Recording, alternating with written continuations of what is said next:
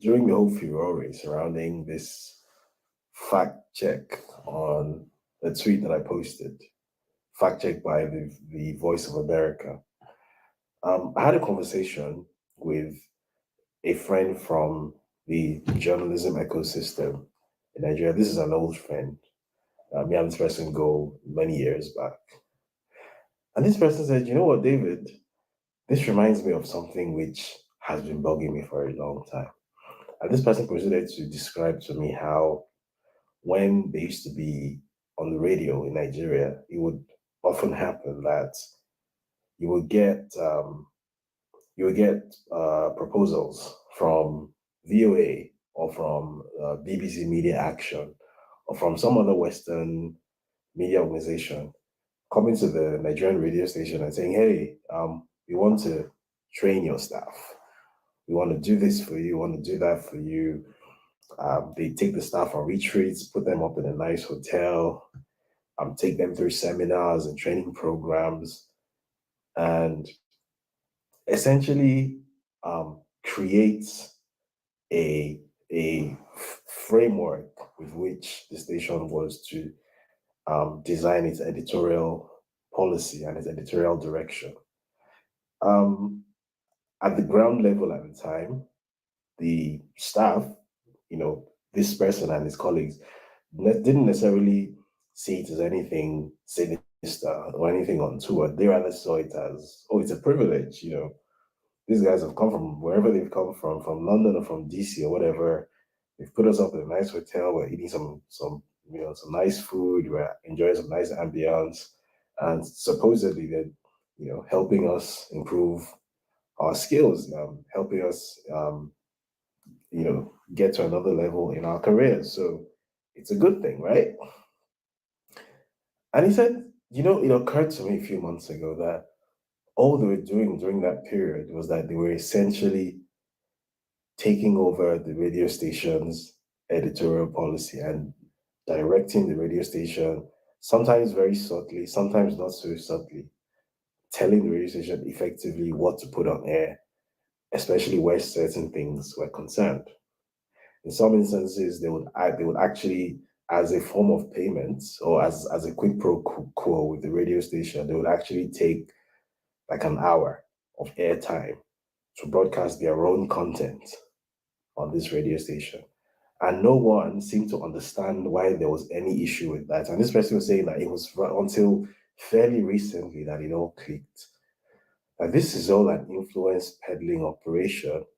And this is foreign state-backed media essentially trying to dictate to Nigerian media establishments and to Nigerian journalists what their audiences should hear, especially concerning things where the foreign governments backing them had some kind of an interest.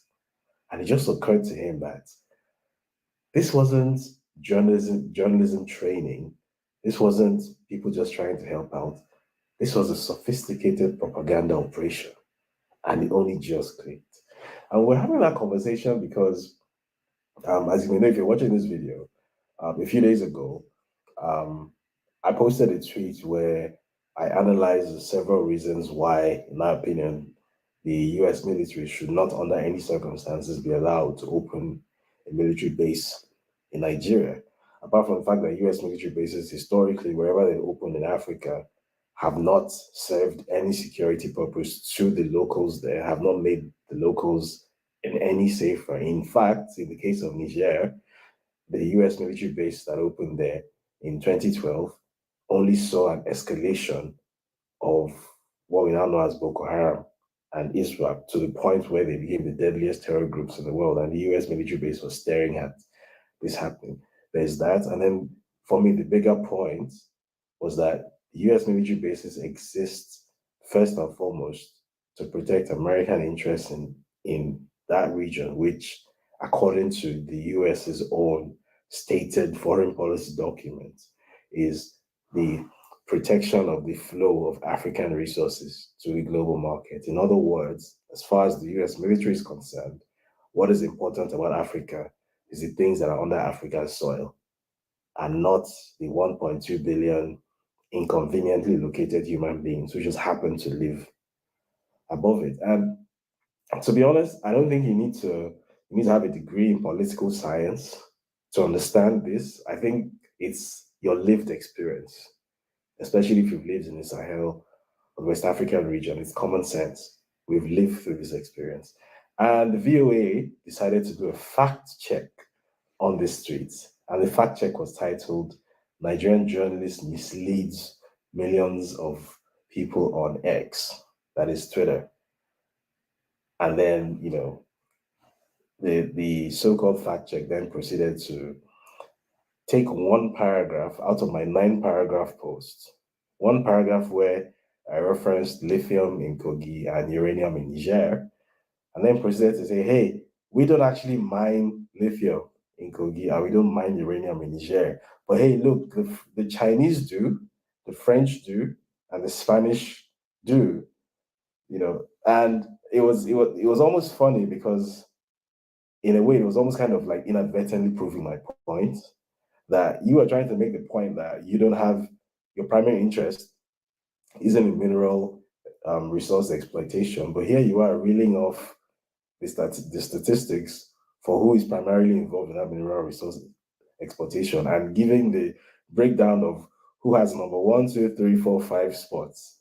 And it almost sounds like the part that was unsaid was we want to get in on the action, you know. But putting that aside, um, what sort of jumped out for me about all of this was 2 things. First of all, the person who was trotted out to do this fact check happened to be an African, a Kenyan journalist, a Kenyan investigative journalist who had to flee Kenya in 2021 after doing an expose about guns in the country.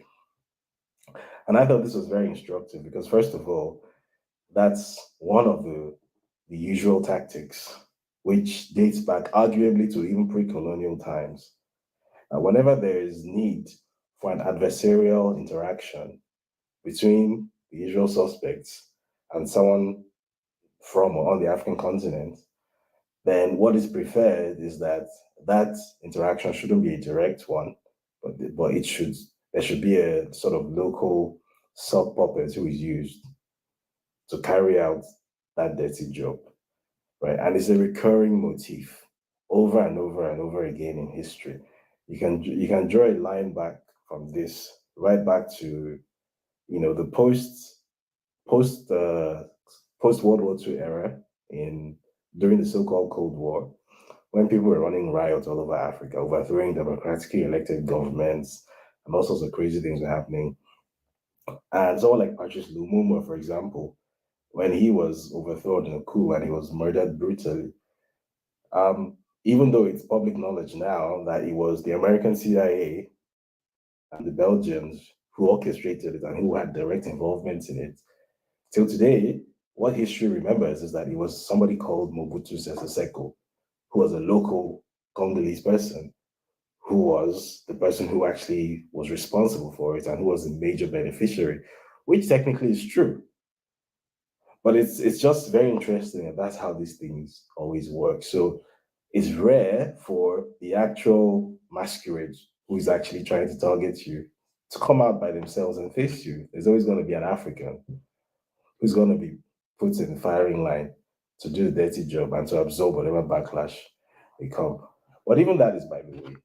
What really, for me, what struck me and what I want to talk about today is the fact that this thing that was done, this very sort of bad faith, supposed fact check that was done to try to discredit what was a very creditable point that under no circumstances should the US military base be allowed to open up in Nigeria, which, I mean, I don't think you're going to find anybody arguing in the US that a Nigerian military base should be allowed to open up in the US.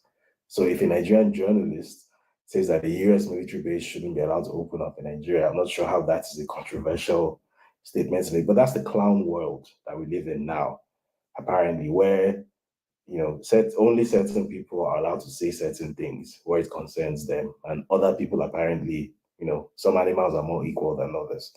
But anyway, I thought I'd make the point that even though several people in the whole Twitter firestorm that followed it and everything, people were making statements like, well, the VOA is it's a CIA mouthpiece.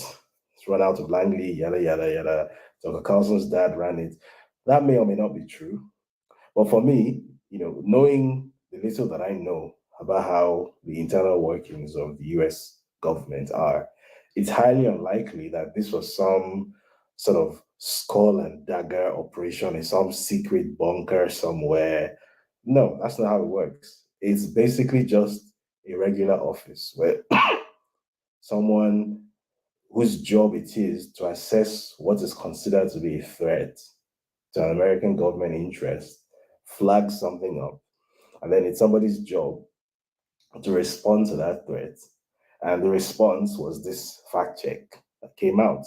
It's not something that came out of some James Bond type of plot. It's something that was literally probably recorded you know, in an entry on Microsoft Planner or Asana or Trello or something. It's just a work task for someone.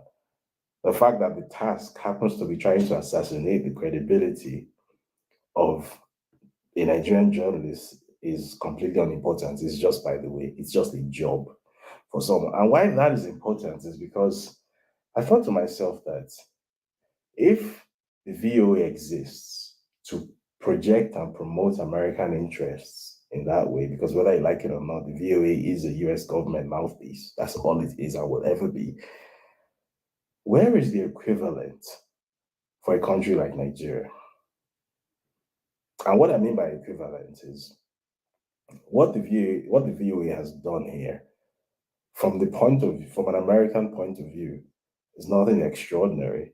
It's nothing terrible. All they've done is they've identified something that they assess to be a threat to their American interests. If their American interest is that they want to open a base on a country on another continent, 8,500 miles across the world, and doing so might contribute to starting a war which is going to exterminate 100 or 200 million people there, but it's going to be in their interest somehow.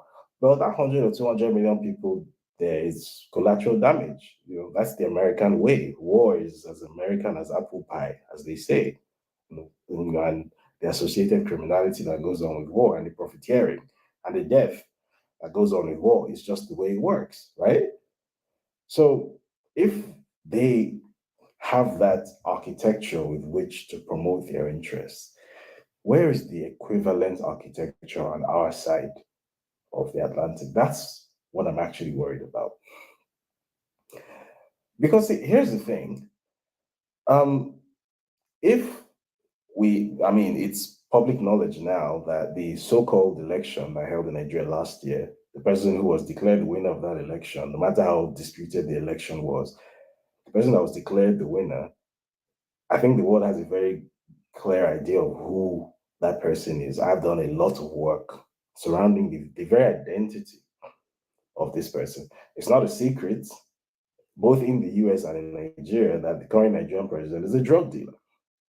The current Nigerian president has a sealed indictment for heroin trafficking in America. It's not a secret, right? I've gone through a lot of trouble alongside Aaron Greenspan of plainside.org, going through more than a year now of FOIA litigation to establish this, right? And we've had thousands of pages of material released to us, all of which is in the public domain now. Even though this information doesn't really seem to have made much of a dent on any of the material realities around us. So knowing that that is the case, I think it's not a controversial comment to make that the current Nigerian president is a US intelligence asset, is a puppet, right? So the Nigerian state has been captured. The Nigerian presidency and the current Nigerian government does not represent us, it doesn't represent Nigerians. So when I ask that where is the equivalent infrastructure for projecting Nigeria's interests, the information infrastructure, you can't tell me something like NTA or Radio Nigeria, or Voice of Nigeria, because those things are government institutions which have been captured by this US intelligence behemoth, right? So they are not speaking for us. They are being animated by an external entity. And that's fine. But here's the thing.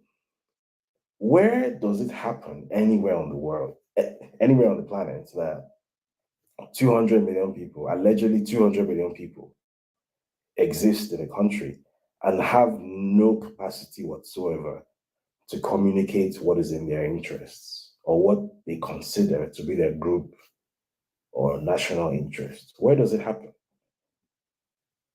Even if the government has been captured, there always has to be something, some sort of citizen led alternative that is set up. That's how it happens. Almost in pretty much every example that I can think of where a government has been captured, there's always some sort of oppositional framework that arises. And at the spearhead of it, there's always an information resource, a journalistic ecosystem that is developed to rival that which has been captured from the state. In Nigeria, we don't really have that. In Nigeria, what we have is the state information architecture, which, as we've established, has been captured by the elements in power who themselves do not represent Nigerians because they didn't win an election and they have been put in place by foreign intelligence agencies. They don't report to us. They don't answer to us. They answer to Langley. They answer to DC and Virginia and Maryland and Paris and London. They don't answer to us. They answer to everybody except us, right? So we have that. Then we have the sort of cheap, low quality media establishments chasing like Google AdSense revenue and what little commercial advertising revenue is to be made in Nigeria, which isn't a lot. And then for the most part, what we then have, which parades itself as the citizen-led independent journalism ecosystem, is basically NGO-funded storytelling establishments. And now here's my major problem here. These NGO-funded establishments, whether they realize it or not, whether they accept it or not, are basically putting out content that is in line with the interests of the people who are funding them. And who are these people who are funding them?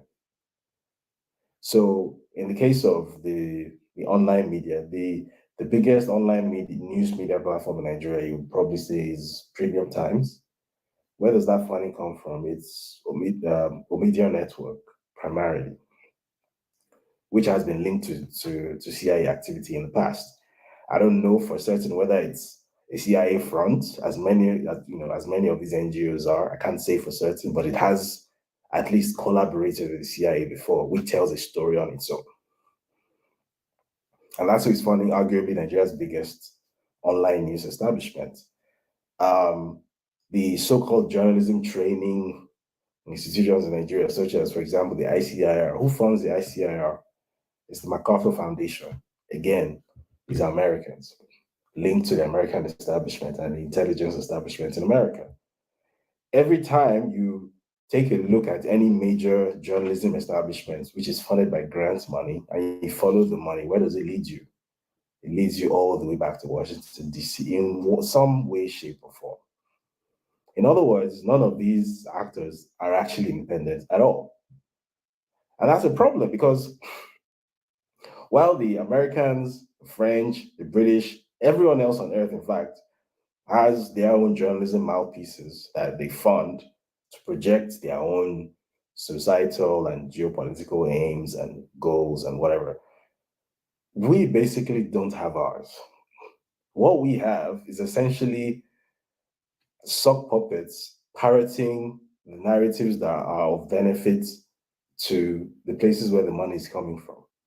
So they're using our voices to speak, but they're not speaking our interests, they're speaking their interests, right? Which is how come you have a Kenyan journalist using her Kenyan voice and a Kenyan platform and the skills that she developed on the continent of Africa to attack a fellow African journalist who is trying to be part of a solution for West Africa. That's how things like that happen. And another way this is this is a huge problem for me. I'm just even putting aside the fact that you essentially then have some parts of the world that are allowed to have geopolitical goals and aims and project them, and some other parts of the world that apparently aren't, and who are just supposed to parrot other people's geopolitical goals and aims and somehow fit themselves into those paradigms. Apart from that, there's also the issue of what roles that these so-called independent journalists or even journalists in general in Nigeria are being trained to fill. Now, if you remember how I mentioned at the outset that this friend of mine whom I spoke to mentioned that it was a regular thing for these foreign bodies to come and take them for some training or the other, and basically almost make it as a default position that they somehow get to determine what journalism is or should be, and that we somehow by default don't understand what journalism is. So it's BBC Media Action or it's Voice of America or it's MacArthur Foundation or whoever it is, some foreign player whose job it is to teach us, how to journalist, basically, right? Here's why that's a problem. Now, in the countries that these people come from, the role that journalists play is very, very different to the role that journalists are apparently told that they are supposed to play in Africa, in Nigeria. So the role that a journalist plays in America, a journalist is not merely a news reporter, right? A journalist is many things. A journalist is someone who engages with the public, someone who does citizen engagement. A journalist is a public educator. A journalist is a very integral part of the democratic experience, if you like, the experience of actually um, operating a functioning democracy. The journalist, the person, is a very, very big part of that ecosystem. It's a big part of the process of democracy. In Nigeria, a journalist is taught that your job is to shrink yourself, make yourself small and invisible, and basically just push out products, push out content, right? You are not meant to be notable in any way. You're not meant to have positions and opinions and anything. You're meant to be small and invisible and bland, basically. So the minute that a journalist arises in Nigeria who does not fit into that paradigm, the journalist is maybe a bit opinionated, the journalist maybe has a bit of personality, the journalist is willing to robustly engage as part of the citizen engagement process. The Nigerian journalism establishment does not understand where this is coming from. And that person even then gets labeled as a sensationalist or a charlatan or an attention seeker, all sorts of things. Because as far as the Nigerian journalism establishment is taught, according to the training that they have received from BBC and VOA and MacArthur and whoever else, what a journalist in our context is supposed to be is this meek person who kind of does a simulacrum of holding power accountable, but doesn't actually hold it accountable. You know, the robust process of holding power accountable. Now, that is taught to their own journalists where they come from, right? That is taught to their journalists, but that's not what they bring to Africa when they come here. What they bring to us is basically a a souped up public relations, and they teach that to us as journalism, and then we wonder why most Nigerian journalists are not actually doing what many of us would consider to be world-changing work. Most Nigerian journalists are basically just establishment people who don't rock the boat. That's what they're taught. And where does this teaching come from? It comes from where the funding comes from. And that's an issue. So when you see BBCs and VOAs and whoever funding journalism in Nigeria or funding journalism training in Nigeria, what is the purpose of doing it? To what end? Are they funding journalism that would change Nigeria? Or are they funding the training of journalists who will become catalysts for change? Or are they funding journalism and journalists that will maintain the status quo? Because if you think about it logically, if as the world currently exists, we in the so-called global south, are not having the best of it, and the global north, which has a parasitic relationship with the global south, is actually, on top at the moment. Why would the funding from the global north want to change that basic situation of things? Why would they? No, actually, what they want is to maintain the status quo. And that's exactly what the funding exists to do. So you will see most of the time when, for example, stories are being funded for production in Nigeria, what stories are being funded? If it's stories about, say, corruption or whatnot, you will find that it's stories that go maybe 1 or 2 inches beneath the surface. Very sort of polite, surface level stories that don't really ruffle any feathers. So stories like, oh, this thing was in the budget and the politician in charge did not actually deliver. This contract was awarded to one shady company that was incorporated 2 days ago.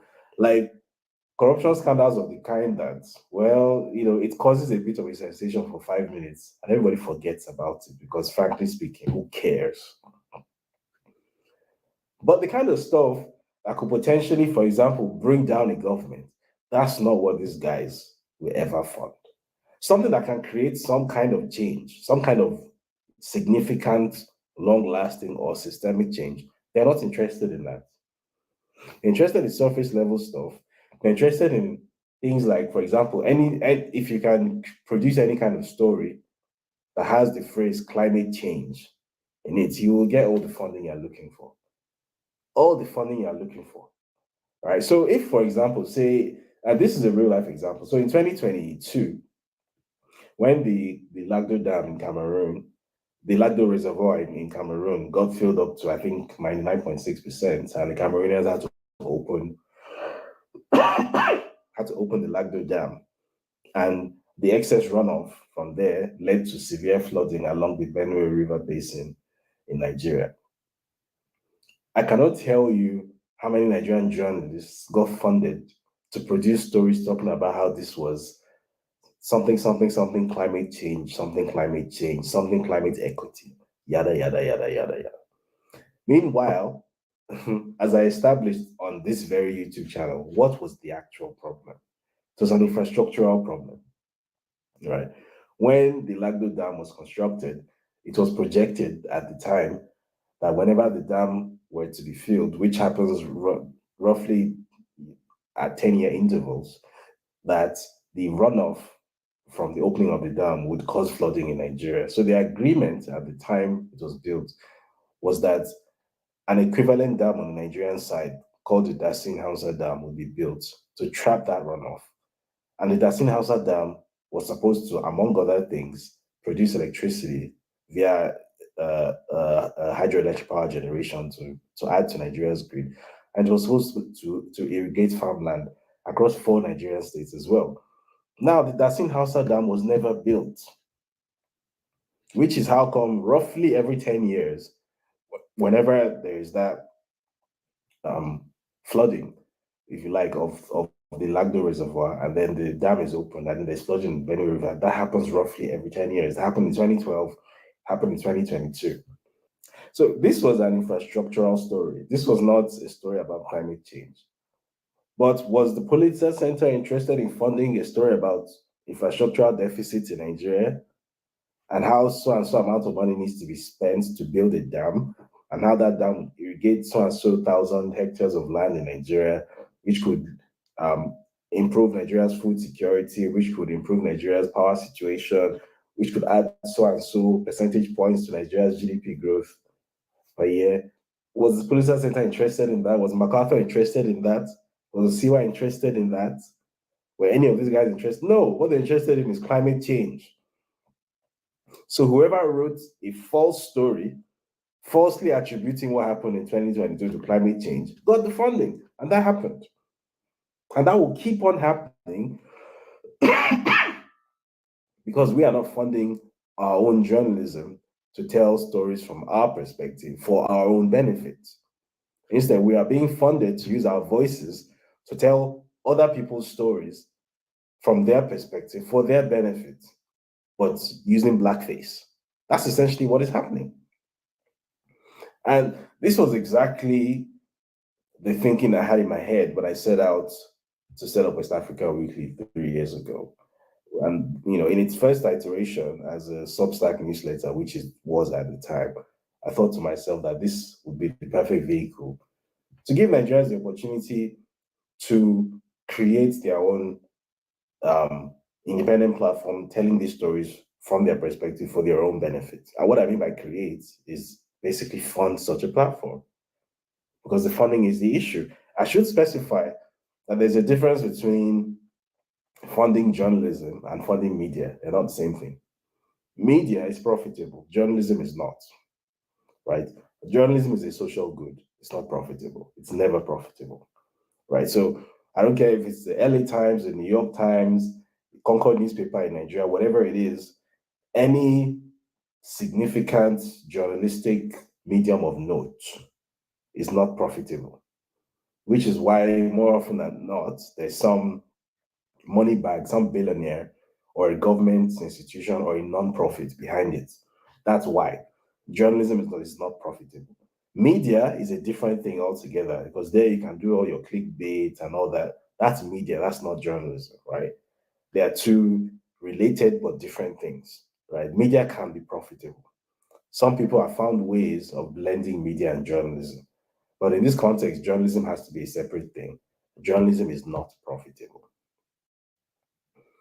Now, when I set up West Africa Weekly, I thought that in so doing, I was giving Nigeria the opportunity to fund the first of its kind, of such a platform, because every other supposed independent platform that existed at that time was NGO funded. It's the same grant money. So it's always coming from abroad. And for the fact that it comes from abroad, principally the US, there are always certain places you cannot go. For example, there was a reason why I was the only journalist in Nigeria who was able to go after the story of Tinubu's drug dealing history the way I did. There is a reason why I was the only journalist in Nigeria who was able to go after the story of Tinubu's certificate forging history as I did. That was the only reason. There was a reason why I was the only journalist in Nigeria who was able to go after the story of Tinubu's history as basically an intelligence asset in America, like I did. No other journalist in Nigeria could do that. And the reason was simple. My colleagues, many of whom I speak to, who are very aware of these things and who would have liked to cover these things, have people that they answer to who would not have been comfortable. They went after these things for obvious reasons. Follow the money. In my case, it was whatever little audience I had and whatever little subscription revenue I had that kept me going. And I followed this thing as far as I could until eventually I got burnt out. And I said to myself, you know what? I'm going to take a sabbatical from investigative journalism. I need to recharge. I want to do some other things for a while. I've never set out to be a hero. There are 200 million people in Nigeria, so it can't be up to one person to carry 200 million people on his back, right? And I basically stepped away. The last thing I did before I stepped away was that I wrote this book, which was like my magnum opus, like my tell all, and I stepped away, right? And I think it's important to let people know now some key details about how that experiment panned out. So at its peak, before I stopped writing West Africa Weekly as a monthly newsletter, at its peak, I think I had about 55,000 subscribers. Of those 55,000 total subscribers, the total number of people who ever subscribed, paid subscriptions from Genesis, the total number, and that does not mean people who had subscriptions on an ongoing basis or total number of ongoing subscriptions. It means including people whose subscriptions had lapsed who weren't subscribed anymore. The total from beginning to when I left never hit 500. I think at its peak was about 400 and something. And that's the total. So from 2021, when I started, thankfully there was a $30,000 grant from Substack, which tided me over for the first year. But from 2021, when I started, to 2023, when I basically took a bow and I basically let the Substack site, go into a sunset process because West Africa Weekly morphed into an independent website. There's a new management team that came in, they invested, and I'm no longer directly in charge, and I'm no longer the sole beneficial owner of West Africa Weekly, right? Across that 2.5 year period, it was a struggle from beginning to end, right? And the reason I'm saying this is not because I'm saying, people should should have sympathy for me, or I'm looking for I'm looking for anyone's pity or anything. Because when I set out, I was aware of what this landscape looked like, and I suspected that something like that would happen. Right? Nobody forced me to do this. What I am saying is just for the benefits of any Nigerians coming after me who seem to understand what is really going on in the world and who seem to understand how dangerous a place the world is becoming now and how important it is to be able to project your own narrative in a world where everybody is trying to force their narratives onto you. That whether it's David Mundane or it's not David Mundane, whoever it is, Nigerians need, as a matter of urgency, to find a way to fund their own journalism and do so in a way that removes the need for that external validation from your VOA or your BBC or whoever, because those guys should not get to determine what is or is not good journalism for you. Because the existential context those guys come from and the governments that fund them have different priorities to you, have different goals to you, have different aspirations and perspectives to you, right? So again, whether Nigerians choose to fund independent journalism or they don't, at this point, I think we're well beyond asking anybody to do what they should or should not do. I personally have stepped away, as many of you may know.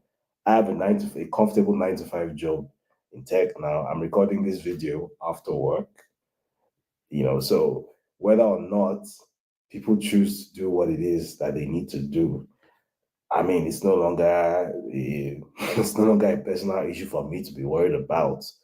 But I am saying this from the point of view of someone who is worried about the future of our part of the world. As many of you may be aware, the world is going to war.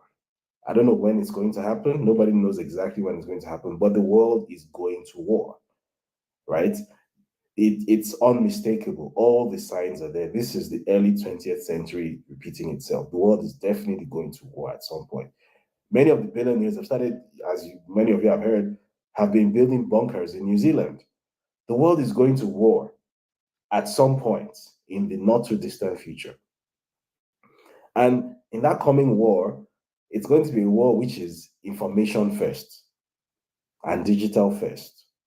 That's the world that we're going into. So if you're going into that world and you don't have any means of projecting your own viewpoints, your own perspectives, your own existence onto the world, and you're waiting for one foreign CSO or one BBC or one Bloomberg or one Reuters or one CNN or one Voice of America to speak for you, I'm sorry. That's not going to end well for all of us, myself included. Right? So that's why I thought I would do this video, because what is happening now, this fact check that was done, I'm not sure that even the thousands of people who are responding to it even understand the significance of what it means. Because I put out a tweet saying, under no circumstances should the US military be allowed to open a military base in Nigeria. And the Voice of America then puts out a fact check saying that that tweet was misleading to my followers and essentially calling me a liar. If you understand the significance of that, that's essentially the US almost declaring war on you and saying, no, we want to have a military presence on your soil, whether you want it or not. Because whether Nigerian people think that having the military of a foreign power on their soil is something that should happen or not, we want it to happen. That's a very colonial way of thinking. That's the world we're going into. So Nigerians, the world is it's not going to be a very nice place over the coming few years for us, even those of us who are outside the country. We know that all too well. So whatever it is that needs to be done, hey, I'm not making any recommendations at this point, because as I said, I think we're well past that. But I think we all know the things that need to be done. So if we like, we should do them. And if we don't, well, we're all going to reap the shege together. Good evening. When it comes to life, Golden One Credit Union sees you're crushing it. You nailed that audition.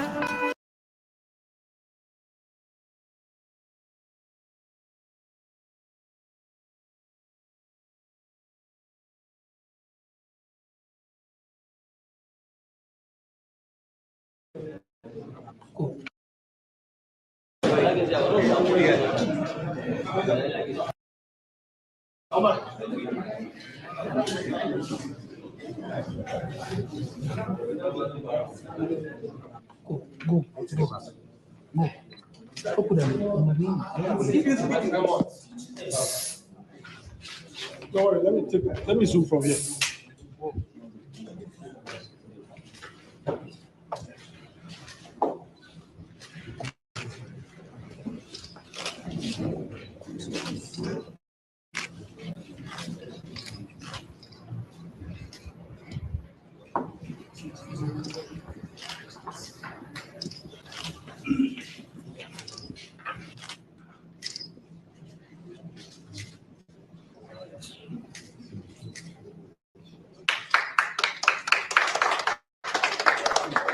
Today, the 23rd of May, 2024, which is equivalent to the 15th of the year 1445 after Hijrah of Prophet Muhammad sallallahu alaihi wasallam. By the grace of Allah subhanahu wa ta'ala, the Catholic House of Assembly have concluded one of their constitutional and legislative duties that they started a few days ago. Today, the Kano State Emirates Council Law 2019, the Kano State Emirs Appointment and Deposition Amendment Law 2019, and the Kano State Emirates Council Amendment Law 2019 that balkanized the over 1,000-year-old Kano Emirate has been repealed. A moment ago, I have also exercised my constitutional duty by signing the Kano State Emirates Council Referral Bill 2024 into law. From the very moment I signed the bill into law, it means that all appointments made in accordance with that 2019 law are voided, and the balkanized Kano Emirate has been restored to its original pre-2019 status. The repeal of the 2019 law means that there is no emir in Kano State as at now, except the instated area according to that law. guided by the provisions of the Kano State Chiefs and Emirs Appointment and Deposition Law 1984 and the Kano State Emirate Council Referral Law 2024, with full support of the kingmakers, I have approved the reappointment of Malam Sanusi Lamido.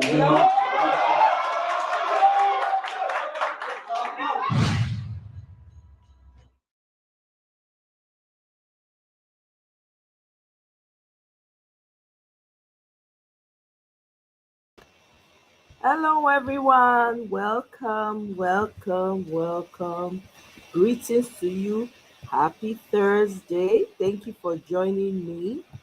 I hope you guys have had a wonderful week, and I hope your day has been absolutely fabulous.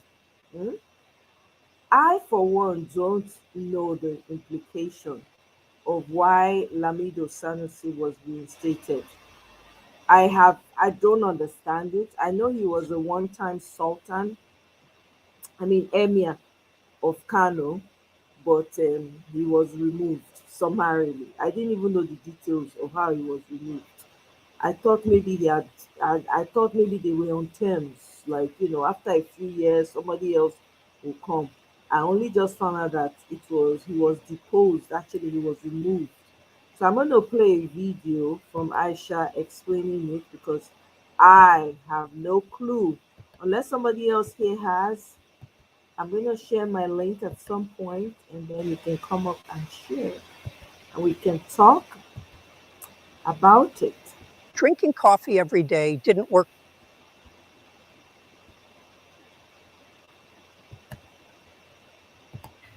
Hello, everyone. It's another story from Kano State. The Kano State Assembly repeals law used by Ganduje to dethrone Sanusi.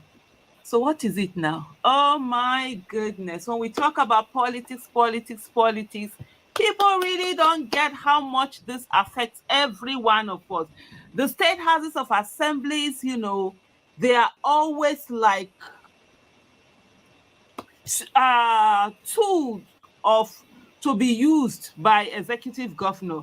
And I always say this, the legislative arm of government is the most powerful arm of government, but they don't control the money. The executive control the money. So in Nigeria, because the executive controls the money, they have now had that power. Why am I saying all of this on this occasion?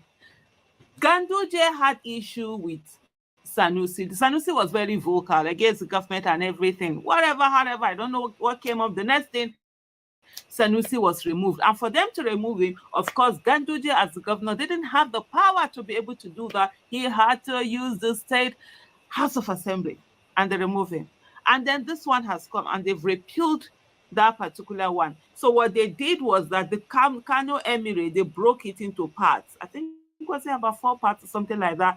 Instead of the Emir of Kano controlling all of them, you had others control it. And then Sanusi was removed, he was dethroned and everything. But the key takeaway here is how politics is being used to bastardize everything in Nigeria. Even our traditional institutions, are no longer safe. They are not safe at all. So what is sacred? What is that thing that they will not use their political power to destroy in one way or the other? That's something, that we need to see. It is in today's plenary, is just some minutes ago that this news came out that was broken.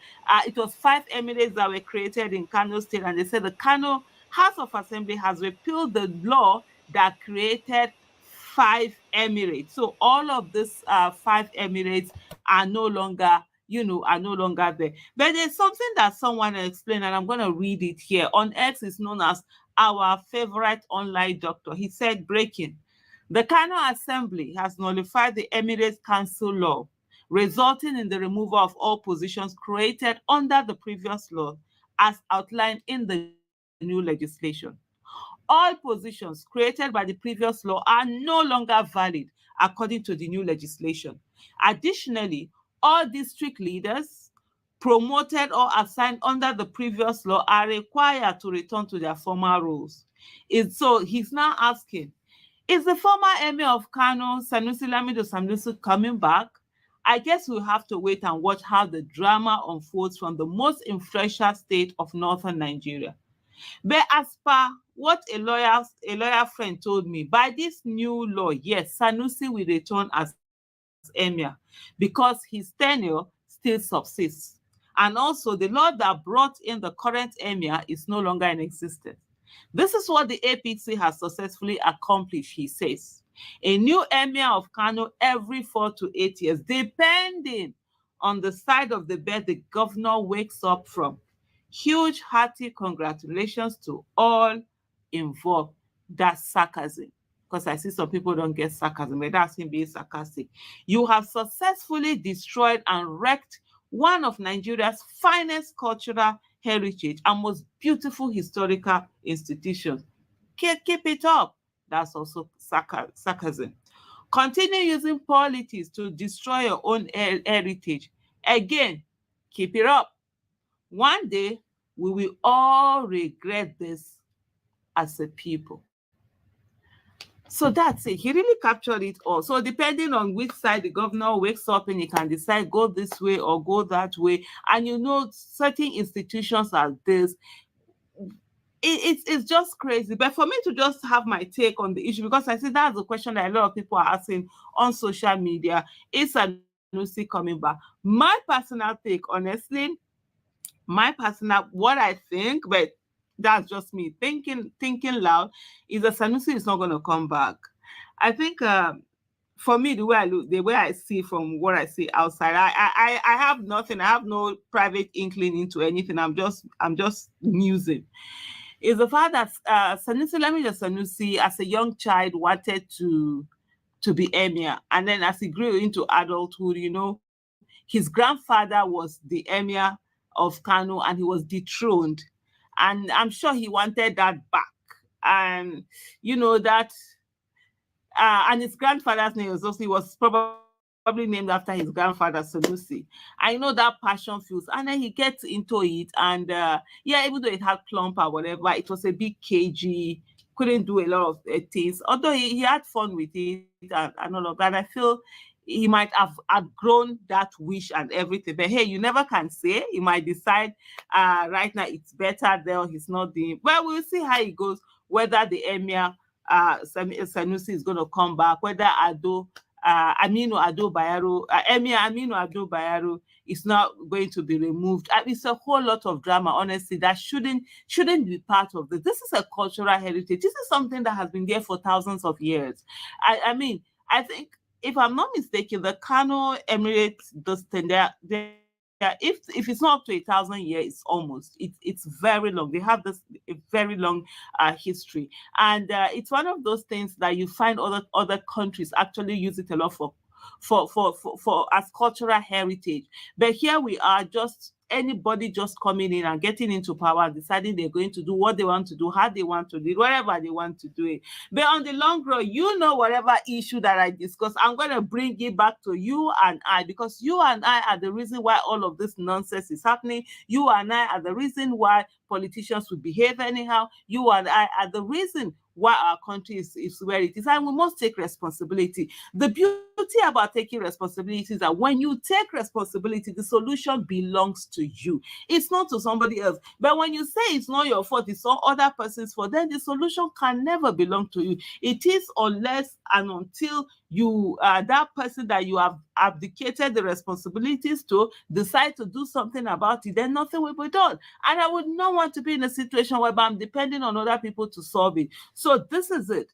Politics is a must. At this stage in our country, we don't have the luxury to say, politics is dirty, we're not going to be part of it. No, we all are going to be part of it. We're going to put our hands there and start cleaning. Clean it up until everything is clean, until we have people with competence, character, capacity, be the ones in offices. That's when we can say, okay, we can now go and relax. But right now we can't, and so we need to do something about it. Especially, who are the people we are sending to the legislative arm of government? Who are they? Can we start working and get people there that will be able to stand on their own, that we do things for the benefit of the people and not do things at the whims and caprices on whoever is governor or president? Thank you so much for watching. Bye.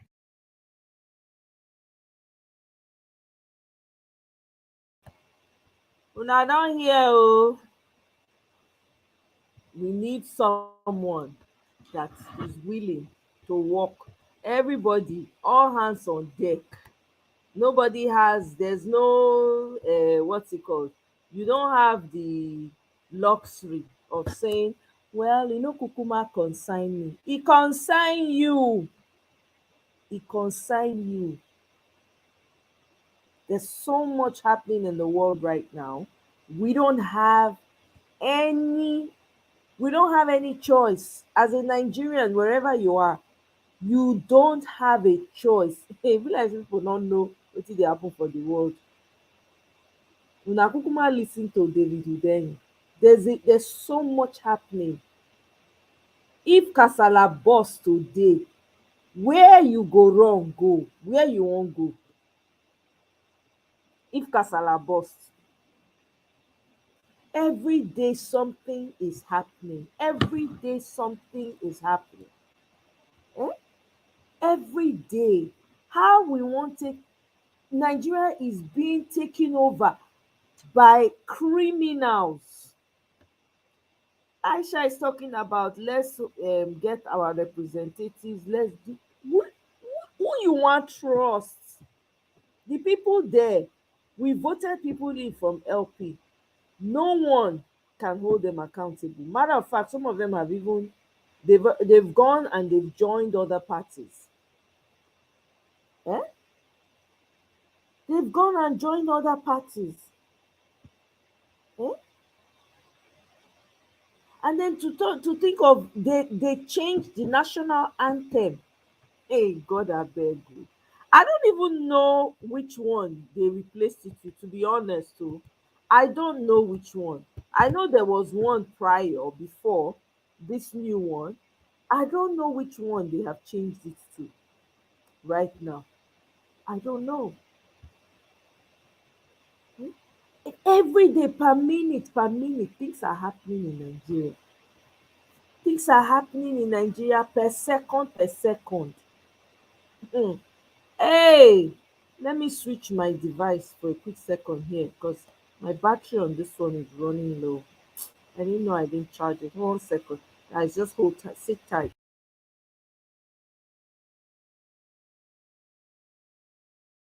Can you guys see me?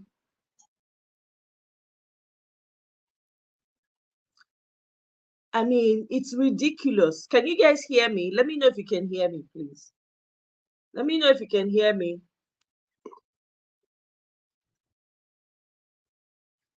Okay.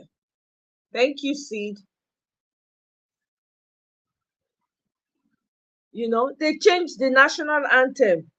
And I'm wondering, where did it took them what? A day to pass, for it to pass, is it the third reading or something like that, right?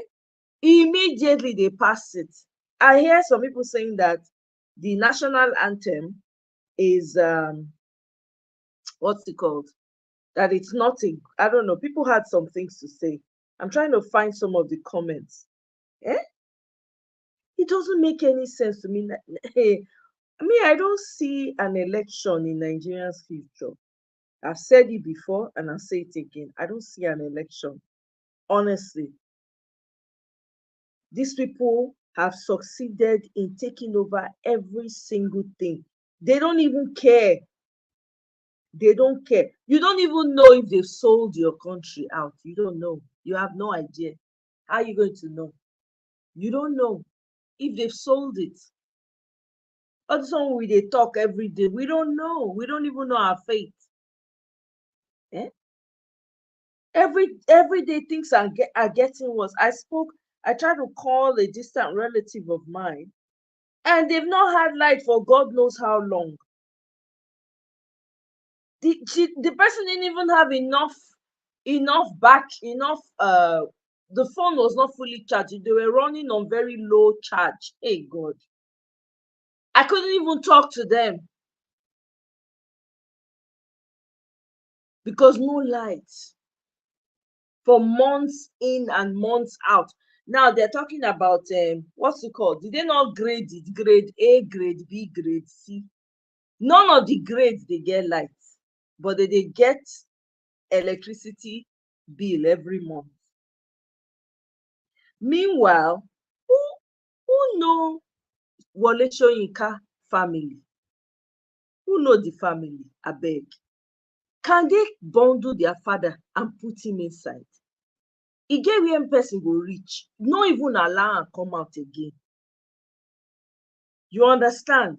Because the man is not making any sense anymore.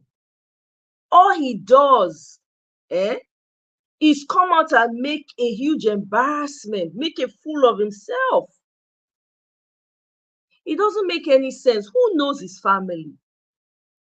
Is it that he doesn't have children that care for him and great? That man is what, 89? He keeps coming. It's like a battery that they whine, like, oh yeah, go and say this, come out, go and say this about Peter Obi. The kind of things that are coming out of his mouth, me, I don't understand. Why is his family silently watching this man just make a complete fool of himself on that every single time? He doesn't have to have an opinion on what's going on anymore. The young people that have the future, their future self is even bleak. Those of us that are still alive, we don't even know what the future holds. It's not looking good. Somebody should hold that man and put him inside. He does not have to come out and talk again. And tell the people that keep pushing him out to stop bothering the man. It's not looking good. Exactly. Somebody said, I read a comment on Twitter when somebody was saying, so glad that they cannot believe it's the same Wole Soyinka that they used to hold in such high esteem. The man, that he cannot believe it. And then the person said, thank God for 2023. We now came to know who the people that want the best for the country, we came to know them. Clearly, he has always been that way. That's what it means. Exactly, victory. Whatever they cannot control, they will destroy. That's what's happening. We cannot continue to fold our hand. Mr. Mazi Priest. I say Mr. Mazina, Mr. Sorry. Yes, Welcome, sir. Yes, so Good evening, sis. happy Good Thursday. evening, sis. Good evening. I was like, no, let me join you, you know. Yeah, I appreciate it. Thank you. Thanks for stopping And by. when it comes to Wole Soyinka, the first thing I told people in my house is no more Wole Soyinka's book in my house, no more, because we're trying to have the kids read books, Nigerian books, and all that. Right. I told nope, nope. Um, I think the man is losing it. I think he's really losing it. And his family is Something is just watching wrong. him unravel. His family is just watching him unravel in front of everyone. It's not right. They should keep him inside. He doesn't have to have an opinion anymore. Sadly, his memories, the good memories that people had of him, it's all gone. Yep. Completely gone. Yeah. And people shouldn't be inviting him for occasion. That man is I don't know. No, he's done. He's done. They keep it. I think what they do is, what I sense about it is that what they do is they tell him what to come out and say. right? They push him out because every time he comes out, he always has something to say about Peter Obi. I don't get it. Or, oh, Peter Obi, that he's very sure that Peter Obi is aware that his followers are very abusive and all of that, that he's very sure Peter Obi is encouraging them. How can you say a thing like that when everybody see where the man won't get time? Every time that man has spoken, now peace they call for. So you see that whatever they talk about Peter Obi, whatever they go behind to say, that's what the man comes to update, to come and tell everybody this is what we think of Peter Obi. His kids really ought to do better. I don't understand. They're just watching the man unravel, coming outside, getting him, disgracing himself. See, these are the kind of people that would have passed on, and then they will say, oh, such a powerful man, such a what's it called, a literary genius. They will use fancy words to say, oh, he's gone. Everybody will be writing nice things about him. Now we know who they really are. If anything happens to that man, I go be like, so not only family and people when they close to and go cry. We will not be bothered. Of a truth, in as much as I don't wish people, I don't wish people death, but that man's death will be an awful one. Don't please, oh. It will not be a good one. Don't use the word here because my channel, may they not take him down. Matter of fact, no, that's super chat payment there. Go ahead. Okay, but don't use that word. Okay, his spy will not be a good one. Or on a live. So I mean, I don't know. It's really sad. It's sad that the man has children, at least that much I know. He has kids. Why are they letting him just spew whatever he likes? It doesn't make any sense. It doesn't make any sense. Every day, every opportunity, they'll just push him out to come and echo what they've already discussed behind closed doors. Look at the kind of very insensitive comments he makes. I don't understand. Now people want to rate and shaft. Clearly, since you live in Lagos, right? A little bit. No,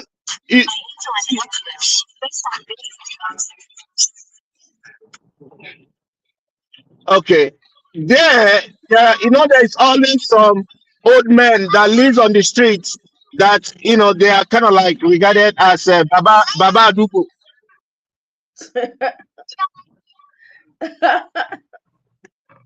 Hey, the man has zero respect. Look at what he says. I hope Peter Obi doesn't contest next presidential election. His team is incompetent. Which team? Is it Peter Obi that is president right now? Is it him that is the reason why they cannot afford to buy anything in that country? These people, they have misplaced priorities. The man is saying, I hope Peter Obi does not. What kind of rubbish is that? What's your problem? You're 89, you're close to beyond. Should you be reflecting on your life, on what you did and what you didn't do? If you did it well, who you should be apologizing to, because it's getting close now. I mean, nobody's wishing anyone to be unalive, but it's the natural progression of life. When you get to a certain stage, it's an opportunity for you to reflect, so that whatever it is, whenever you want to, when you are ready to cross beyond to the beyond, you will know you would have made peace with yourself. Instead, they keep instigating, they will push him. Oh yeah, come and say this. It's not Peter Obi that is the president in Nigeria, but yet he keeps getting the flack. So you guys know he won. So leave him to do the work. Una say no. Disrespecting himself everywhere, coming out to say on useless things. I don't understand. Peter Obi is not bothering anyone. He's just doing his own thing, impacting the lives of people. Since Wole Soyinka became who he is, how many people's lives he don't impact? How many? How can you be as old as that and you're allowing people to be dragging you? 89-year-old man, for crying out loud.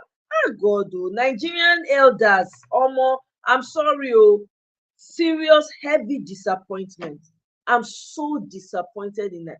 All the Nigerian elders, the ones when they position, when we know, when we once assume that they were decent human beings, they are just showing themselves one after the other.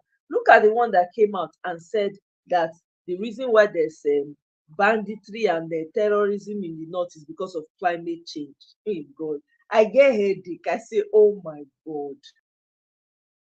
So for people to get up, for someone to be running a business and using people to achieve his aim is climate change. You people just throw that word around because that's what your paymasters are asking you to do.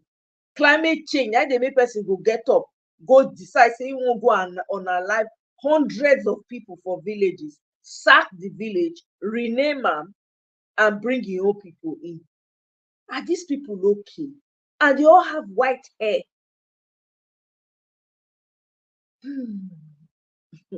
Victory said, "I hustle, they hustle for im grandchildren." Oh, so im grandchildren are lazy. Now he go hustle for them. Even if he hustle, they no go see wetin they go take that money do. They no go take and do better thing. Because not be better hustle be that. Eh? It is because the government know that Obi is the only opposition to them, so they send him. Exactly. But the funny thing is that anytime he comes out to say these things, he gets more and more disrespected. People don't rate him anymore. He is now so small in the eyes of, he's now become like sand. And every time he comes out, it's a backlash. It always goes back to him. The annoying part is that Peter B will now go dress up and go and meet him. They don't trust you. They don't want you. Why are you trying to pally everybody? Sometimes, me, I know they like all this pally when Peter Obi they do. Honestly, know your enemies. Draw the line. I beg. These people don't care. People when they wish evil on you, they find way to hold Peter Obi by all means necessary. They not see every corner that man turns. They're trying to get at him, and they're not getting that opportunity to do it. Then they will now send one loser, one buffoon to come out on national TV and be talking about obedience, obedience. Maybe you people said you had 10 million votes. Where are they? I don't see them. The few that voted for you, half of them are crying. They are hungry. They can't even afford to buy data anymore. They can't even afford to come online. All of them. Do you guys notice one funny thing? And I'm sure you guys are not going to be surprised by this. Everybody that is supporting Peter, Bat, all criminals. Even the followers, they don't do one bad thing before. I'm telling you, it's crazy. All of them, their hand no pure. Hey, God, I beg you. Hey, that society is morally bankrupt. I cannot believe it. Something needs to be done as quickly as possible. Otherwise, the Nigeria that we once knew will cease to exist. With all these people, when they say, it be like say they won't just make the world, we all crash the world, make everybody promote. They are trigger happy. People when they wait for any opportunity to show their muscle. Africa, meanwhile, go to Africa, nothing. They are not prepared for anything. If anything happen now, if Kasala burst, nobody cares about Africa. Instead, when these leaders go sit down, think for once in their life, no. Instead, they change anthem. I wonder what anthem they are changing it into. Me, I'm curious. Let me see. What is the anthem?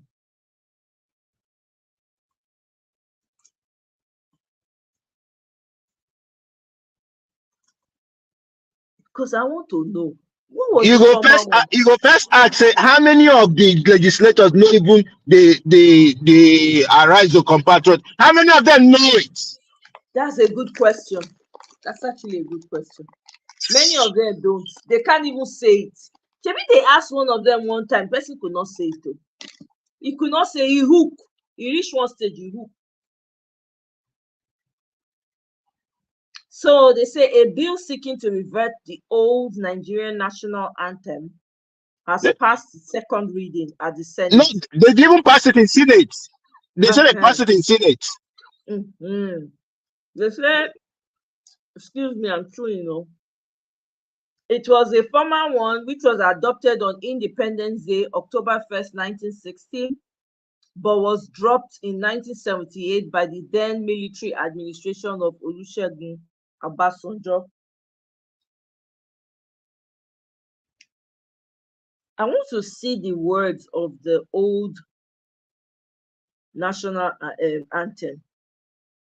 I want to see the words. Okay, the 1978 one says, Nigeria will hail thee. Okay, that's the former one. Used from independence, and then let me see. This Nigeria will hail thee. I bet we'll find out. I want to see it. Nigeria will hail thee, our own dear native land. Though tribes and tongue may differ, in brotherhood we stand. Nigerians all are proud to serve our sovereign motherland. Our flag shall be a symbol, the truth and justice reign. In peace of battle honored, and this we count as gain. To hand on to our children a banner without stain. Hey, oh, Koko Bioko. I have to laugh. O God of creation, grant this our one request. Help us to build a nation where no man is oppressed, and so with peace and plenty, Nigeria may be blessed.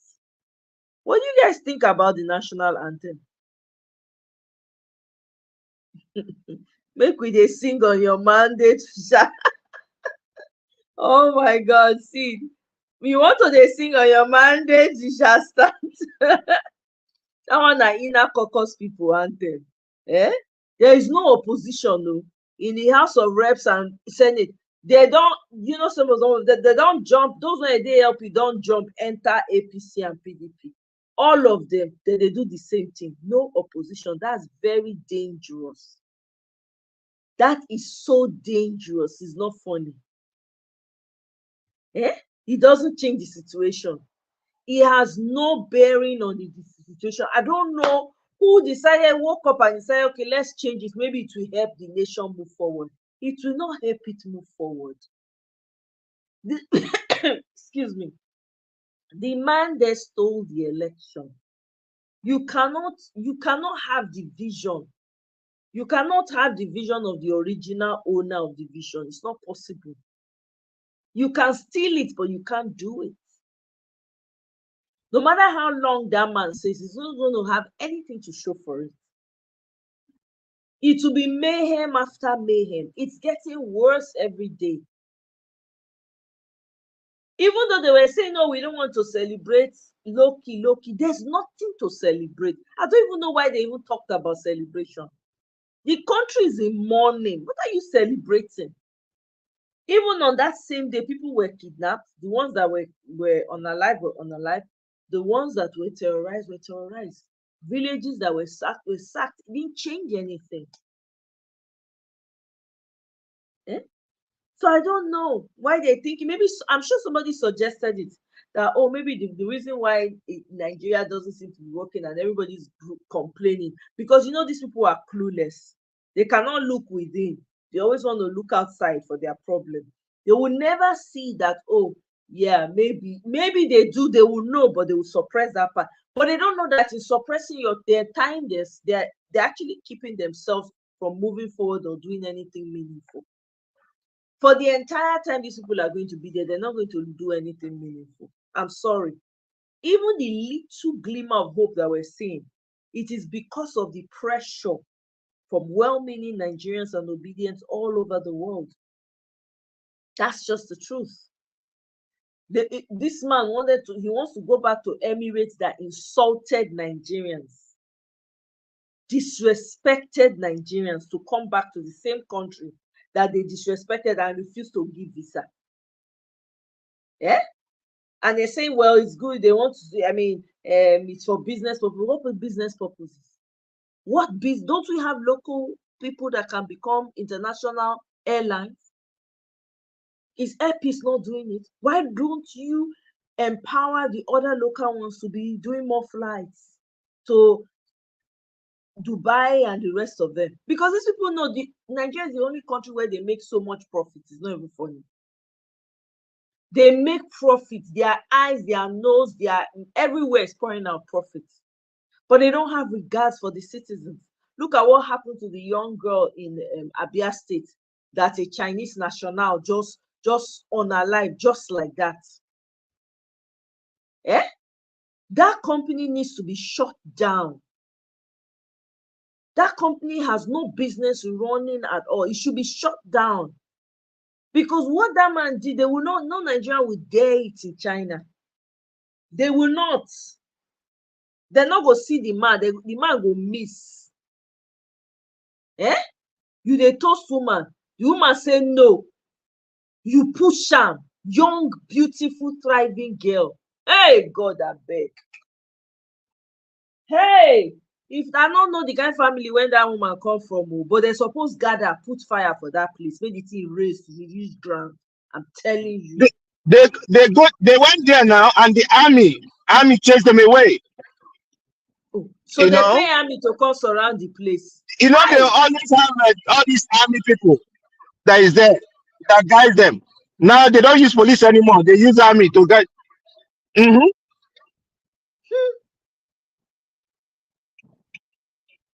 The army said na them be the problem. See them go Banex Plaza, go sit down for there. Waiting, do you carry them go Banex Plaza? Don't finish, but they're still there. Now citizens, then they get powerful. Now phone no.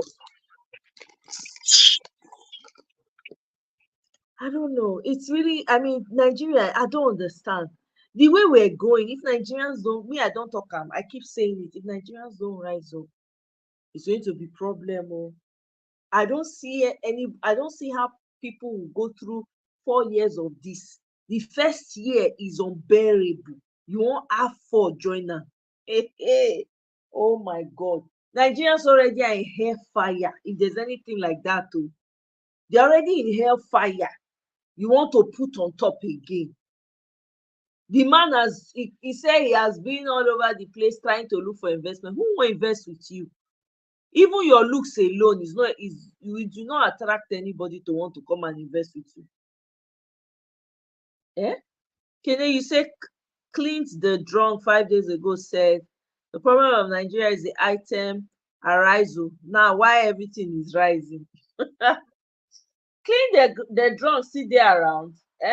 So he's still telling jokes. I used to listen to his comedy back then. His own style was acting like a drunk person and saying what he wants to say, right? Interesting. At least they have confessed their obedience at their biggest headache. Yeah, they have. If not for obedience, shouting every time, these guys would have been doing worse. I'm telling you, no opposition in the Senate, in the House of Rep, none. The ones that even want seats in Labour Party, they've abandoned. They are quiet. They are just chopping the money they are giving them in their voice, in their email address, and driving all the cars. I'm sure they must have changed their cars by now. These people don't care. All they care about is all about Bele infrastructure. Then Senate had 2 hearings to go back to colonizer. Yeah, I just read the anthem now. Hey, Egbami. I just read the anthem now. I'm like, But what do you guys think about it though? Because it said Nigeria will hail thee, our own dear native land, right? So speaking to the native people, true tribes. We have tribes now and tongue, which is true. Though, I'm sorry, I don't know why I keep saying through tribes. Though tribes and tongue may differ, in brotherhood we stand. That's a good thing. Isn't that a good thing? Nigerians all are proud to serve our sovereign motherland. That's futuristic because I don't See, see any since Nigerian. that was written by a white lady and Oh. adopted by Lord Lugard. That's just the main problem. Ah.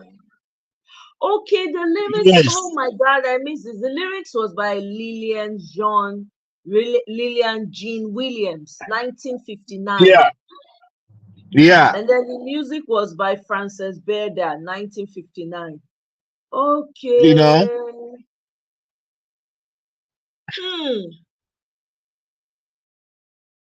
Wow, Nigeria is not a normal place, so victory. Facts is not. But we can't be quiet. That country, see the shout when we they shout, they even give small hope, small. They put small fear for their mind. Eh? Who supported Obi in the election? Who? Hey, Misty darling, welcome. Greetings, sis. How you doing? Good to have you. No sane investor will invest in any economy managed by a convicted. Who now? The person wants to go and fetch water with baskets from the ocean. Coming to invest in Nigeria is like taking a basket to the ocean. We dey talk am, me I dey talk am. Is my country, but hey, anybody when won't go invest for Nigeria, now basket e go ocean. Anything will happen to am, make it take am. That's a fact. Yeah? The national anthem is not our problem. That's true. It's not our problem. It's a non-issue, which is to a large extent. Yeah, I think it's a kind of distract because the people were talking about it so much. Maybe there's so much suffering. People know they see food chop, no light, no water, nothing they happen. If person is sick by mistake, it's over. It is over. Eh? Oh, he supported Peter Obi. Okay, that's good. That's good. A lot of them did, they did. I wonder how. Oh, by the way, did you guys hear that they have banned people from producing movies where they do sacrifice for money? Did you guys read about that? To me, I think it's a good At the thing. end of the day, but is it not dictatorial? Is it kind of like you tell people what to show and what not to show? Is it their money? For God's Yeah, sake. but Mazi, the truth is that all those movies where they say they do carry, say they do money juju that they do in Nigeria, a lot of people that were doing it, a lot of young people, they were taking a cue from those Nollywood movies. It's become a menace. It But really why not? has. Why not? Why not rate it? You rate it. Because one thing with Nigeria is that Nigeria is a free market, and in free market you don't control people. So who's gonna bring the investment now? Because the same you want me to bring my money, the same you is gonna tell me what to invest my money in and what it's just I don't know. But you say rate it. Does Nigeria have rating system for movies? Nigeria doesn't. Anything goes. There are no structures, nothing in place. Anything goes. Anybody can. Did you find out they said Zakoji is from Gabon? He's not even Nigerian. Zakoji, when they tell people say come and vote for Agbado, but he's from Gabon. To tell you that there are so many people that are not Nigerians that are claiming to be Nigerians in Nigeria because we have no structures.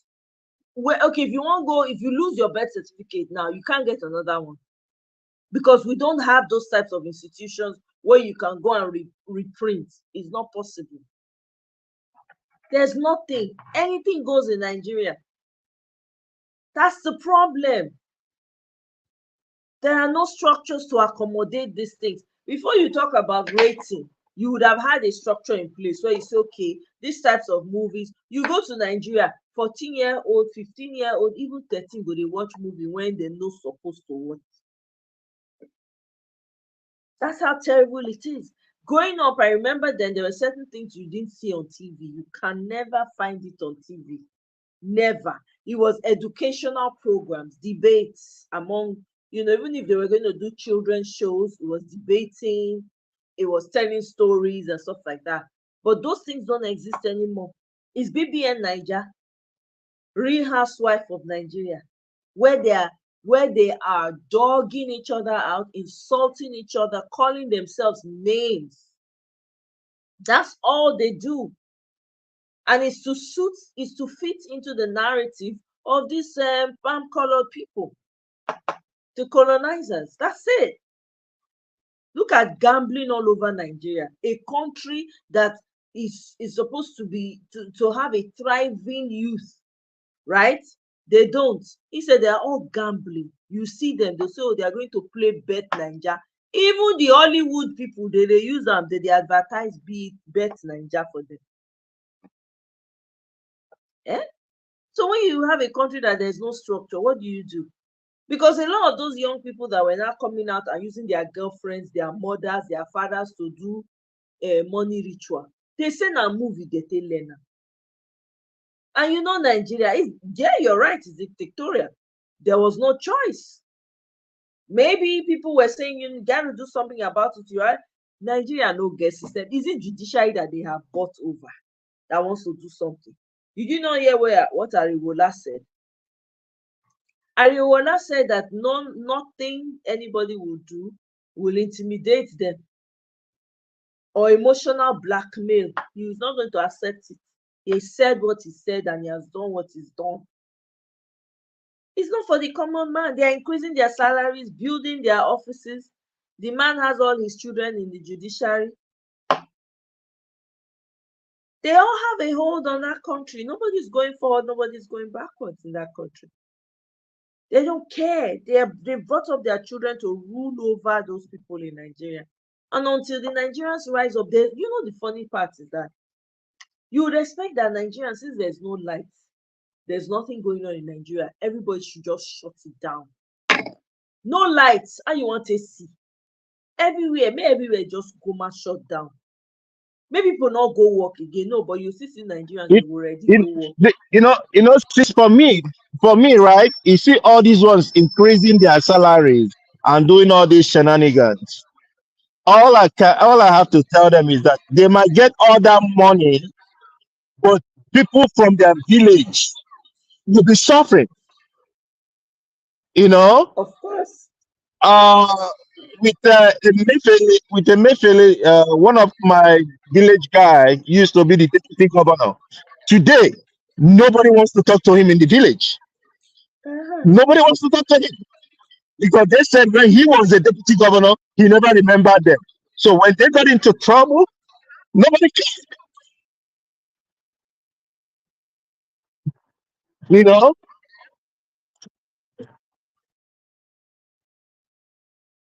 That's the thing now. That's the thing. It's a problem. We cannot continue to fold our hands as Nigerians. We have to keep speaking because it is a small talk that we are talking that's even putting fear in these people's mind. They are more afraid of obedience and well-meaning Nigerians now. They've said it themselves. They are afraid because they are finding out that we're unpredictable and we are not relenting. We've been able to sustain this pushback. Even though we ought to be doing more, I just feel there's no light, there's no water, there's no hospital, there's nothing happening. Might as well just shut down the whole thing. If you tell people not to go to work, they go pass back, go to work, they say, I beg you, I beg, I have to feed my. That's the problem. Look at the young people that we paid to come out in Rivers State to come and show support for Agbado's 1 year in office. People for Lagos not come out. People for the whole of West, I don't know, maybe I not see videos, they not come out and show solidarity. Now Rivers State, Nikon they show solidarity for Agbado because they make him FCT minister, and you get people when you go pay urgent money, all of them will come out. People that they keep hungry, so that the day they need them for 5K things, they will call them. Our leaders are demonic. They are worse than the devil itself. I'm telling you, they are worse. those kind of people not supposed to near the court. They're not even supposed to know roads to the place. Look at your representatives. See as Nigerian representatives be.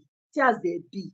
With all the money, with everything, with the agbada when they carry you, even when they see them for where I dey, I can see that I will see these people are smelling. They smell with all the money, they show.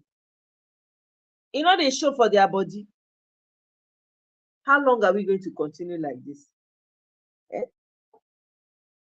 Instead, when Nigerians go think about wetin dey do them, instead na BBM Naija dem dey think about. 90-day fiancé na dem dey think about. How dem go take outdo each other na dem dey think about. Who buy the most expensive wig? Who carry the most expensive bag? Who dey live for Ikoyi? Who dey live for mainland? I never see. Misplaced priority. See football when they play finish, just like they don't let person hear word. Yeah,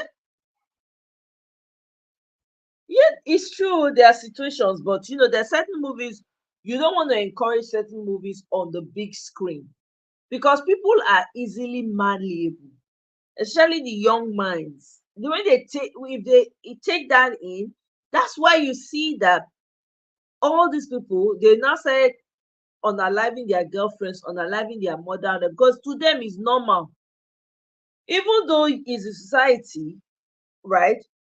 What they're supposed to do is deal with the situation in that particular area where it happened, but don't put it on the screen like that. And even if you want to do it, there has to be discretion. And to what Mazi said, if Nigeria had a structure, we will have what's it called? PG rated or whatever rated movies. We will have them rated, but we don't have those structures. People can watch whatever they want to watch. And most Nigerian movies, let's be honest, it's PG-13 because it always has like moral instructions. Most of their stories, that is, always has some instruction, some, to help you to clarify something in your mind or whatever. That's one thing about Nigerian movies. So it's like a family movie. So even if they include those parts, they don't even know enough to delete or take it out, or do it in such a way that you're not making it too obvious because it's affecting the children. We will not lie. Even though the way it's being done is dictatorial, but that's how they want to do it. That's the only way they feel that they can get across. Are we not in a dictatorship now? We are now. The man has bought the judiciary, bought INEC, bought the young people, even NYSC, the man buy. He buy university graduates now, he buy all of them. People when they be SUG government, not be people, young people like when we go school.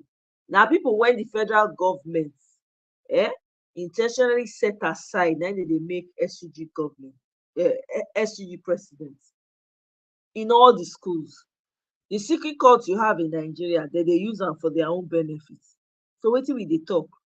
That they train them from small so that by the time they get to a certain age, they'll be more brutal. Then they can use them to do whatever they want to do. That's what your government is doing. It's sad. It really is sad.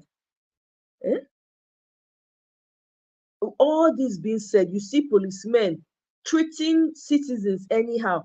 Not be one, I couldn't even watch one that was being shown. I couldn't even watch it. The policeman has they strangled the man. I don't know. I was like, I can't watch this. He almost strangled the man because he asked the man for money and the man didn't give him. Okay. The woman had to, offer him 2 million, 3 million. Can you imagine? There was one story one guy shared on Twitter. The guy said he was coming from the gym. He had just come back from the gym. He was about to get into his car. All of a sudden, a car just parked in front of him. They were armed, police uniform or army uniform or whatever. Next thing, they started making demands. Of him. They took him. They first of all beat him up, put handcuffs on him, threw him in their car. Someone of them was driving his own car, right? They were now demanding another 10 million or something like that. After going through all the entire UPS, right? They couldn't get an amount. He ended up, I think, was able to give them like 2 point something million. After he had given them that, he was lucky that they did not unalive him in the process. They now let him go. The guy was shaking. He said, even as he writes this message, he's shaking. These things are commonplace now in Nigeria. Thank God. Hey, I don't know. And then they're talking about 35 billion naira required to restart Ajakuta light steel section. Can you imagine? 35 billion. Where that 35 billion one from come? That's the question. Where's it going to come from? And then meanwhile, they say they raise minimum wage to what? 50 something thousand or so. But NLC is pushing back and saying no, it has to be 400 and something thousand or 600 and something thousand or whatever the case is. Eh? It's one thing or the other. Eh? Yeah. And guess what? The only thing I have with the NLC is that they should also remember that whatever they pay in minimum wage is what private companies are gonna pay.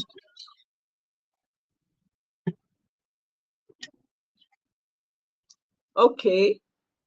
So if the government says, all right, 400,000, that's what the private companies will be forced to pay. That's what you're saying. That's what entrepreneurs will be paying. Yes. You understand? Yeah, makes sense. Right. That's true. That's true.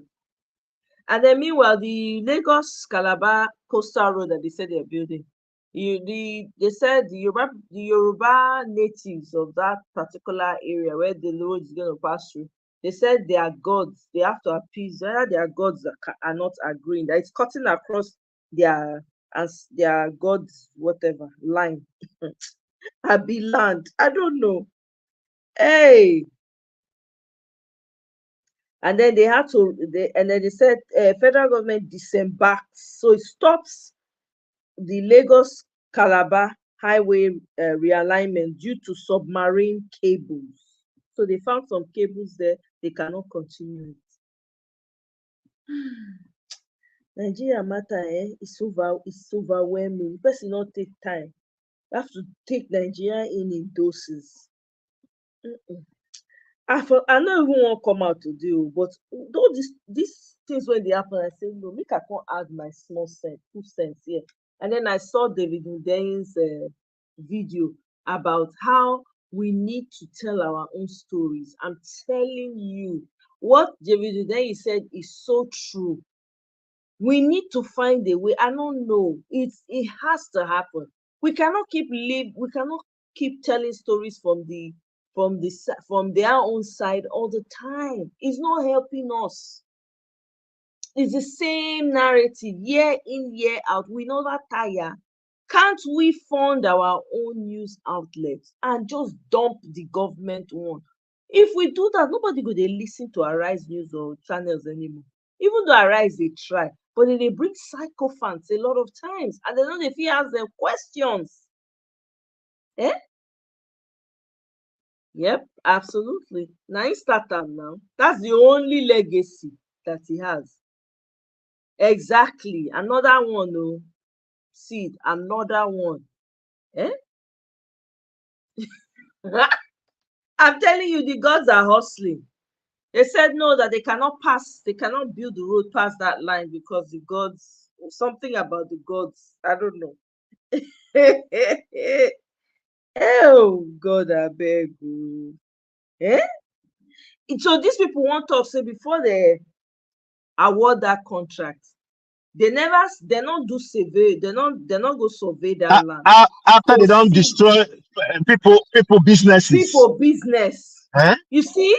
So you say this thing, they know they use their brain at all. All of them, from president to all, dons. They know they think.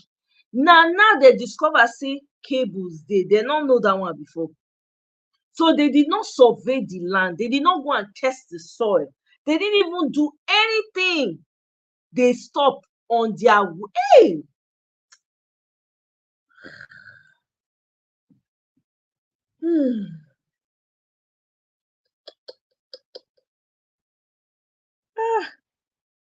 Meanwhile, Nigerians, the 29th of May is a national day of mourning. Mark your calendars. To mark Tinubu's 1 year failure in office. So the 29th, whatever you want to do for that day, do. Is that day officially we are mourning? Because that's the day democracy unalived in Nigeria. They completely kaput am. You know? So I don't know. Nigeria matter. I just say make I come here and talk. I don't have a as you can tell, I'm almost like I'm overwhelmed. Like Nigeria matter. But we have to keep talking about it. That one we cannot stop. And then this story here, where policeman accidentally unalive a colleague for Plateau Market. You wan unalive person, go unalive a colleague. That one dey ground dey cry. The man dey cry. Oh, you wan do people, you do yourself, you do your colleague. I don't know. The police, they even pity for themselves. Look at the way they live. Look at their lives. They even think. It's almost like there's something wrong with them mentally.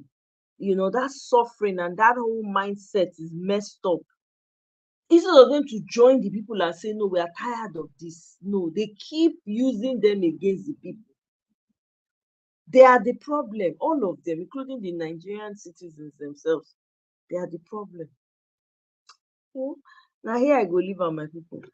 Honestly, I forced myself to come out today. Since when we were small, if a Nepal man comes to marry your sister, you will say no. Because the cost where they don't cost them. No be here. So why person go even what are people wey dey allow policemen when they come marry their sister? I don't know. I don't go give you. That will never happen. That's true. A lot of negative energy go dey follow them because they don't make anybody happy. But I have to say though, having said all of that, I have to credit those that I have met, because I remember when I was in Nigeria, one time I was driving home. I don't know what happened. There was traffic, it was terrible. And this policeman, they had this, how they barricade. So it was flagging people down. So he can't flag me down. So I stopped. The man just walked up to me. He now asked me, he said, he asked me, why are you frowning? What is wrong with you? Why are you upset? Something like that. The man had nothing but kind words. Nothing but all he did was just to flag me and ask me what was going through my mind. I think I was coming out of a terrible traffic. You know how that exhaustion, that tire, when you go tire, you drive, you just want to reach out. So I guess maybe the guy saw, and then there was somebody in front of me that was not moving. I was getting agitated and I was honking at the person. So he can't stop me. He now kind of said so many kind words. I can never forget that man. He was a policeman, right? And he's not the one. Another one day one time I was my friend and I were going somewhere, and my friend was driving too fast, and I was telling her, I said, you need to slow down, Anyway, this Namopo that they call them, those ones when they wait for road, they were in uniform, like army military uniform, but black and then green, I think. So the guy waved her down. She was not stopping. And after that, I said, you better stop. Oh, what is wrong with you? So she finally stopped. So the guy came up to us and was very upset with her, was talking to my friend, like, how can you, I told you to stop, you didn't stop. What do you mean? Why did you not stop when I waved you down and stuff like that? My friend was argumentative, I was now cautioning my friend in the car, and then I now told him, I was now like, Oga, beg, no vex, please don't be offended. My friend, I don't know. I think, I was making excuses for her. And then the guy now says, he just switched and started speaking very good English, And I asked him, I said, he now said, you see people like us and you assume the worst of us. Some of us went to the best schools. Some of us did very well in school. were excellent students. It's just unfortunate that this country does not provide the opportunities. I mean, the diction, everything was on point. So my friend, with her attitude, now had to slow down and listen to him. When he was done, he now said, listen, I was flagging you down because one of your headlights is off and it's dark. How are you going to drive home safely if you don't have lights beaming? And in this Nigeria where there's no light anywhere, no street lights, nothing, you need to fix this. Wherever it is that you're going, you need to turn around and go back home. He was very kind. He don't do anything. So I've had positive opportunities with police in Nigeria. I have also had not so pleasant opportunities where they want to siphon you. They will tell you, or you drop, or you bring money. I have experienced it too. But I don't want, whatever it is, there are good people among the police. It's just unfortunate that it seems like the majority, they are now in the majority because their ogas are now part of the corruption. Now their ogas, they even send them out. Now they station them for different places. And that the money when they hustle, now their oga office that they bring out to and they share them. Sometimes they know they get anything. That does not excuse their behavior. That's why they should join with the people and fight for the people.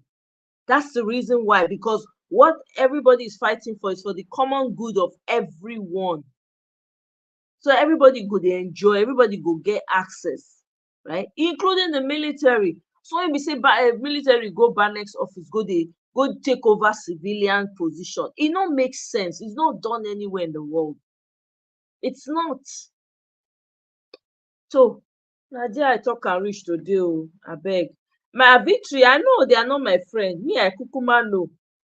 You understand? I know. I'm just, I can't forget the nice, I can't forget the times that I've met decent ones. I can't forget that. So I have to acknowledge that as well. Hey Romari, Romari, where have you been? Romari, you have been busy, girl. How are you? So good to see you. Long time. How work now? How's everything? How's your first day going? I hope you've had a fabulous week. Hey, anyway, you're coming at the tail end, and I'm about to bring the show to an end. You've been busy. Oh no, what happened? Is it the flu? Romari, not sick, I beg. Why? Is it the flu? I hope you're taking care of it. Are you taking care of it, Romari?